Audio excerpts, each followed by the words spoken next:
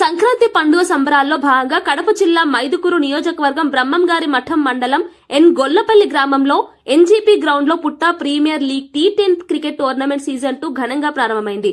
ఈ టోర్నమెంట్ ను మైదుకూరు ఎమ్మెల్యే పుట్టా సుధాకర్ యాదవ్ ప్రారంభించారు. కడప జిల్లా పార్లమెంట్ ఉపాధ్యక్షులు కానాల మల్లికార్జునరెడ్డి, టీడీపీ మండల అధ్యక్షులు చెన్నుపల్లె సుబ్బారెడ్డి ఆధ్వర్యంలో ఈ టోర్నమెంట్ నిర్వహిస్తున్నట్లు నిర్వాహకులు తెలిపారు. గ్రామీణ యువతకు క్రీడా వేదికలు కల్పించాలన్న ఉద్దేశంతో ఈ పోటీలు ఏర్పాటు చేశామని చెప్పారు.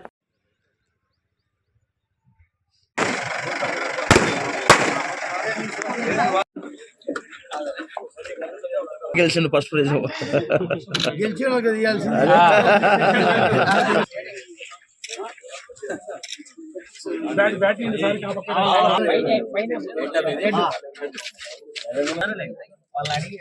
వాళ్ళు బ్యాటింగ్ ఫీల్డింగ్ అని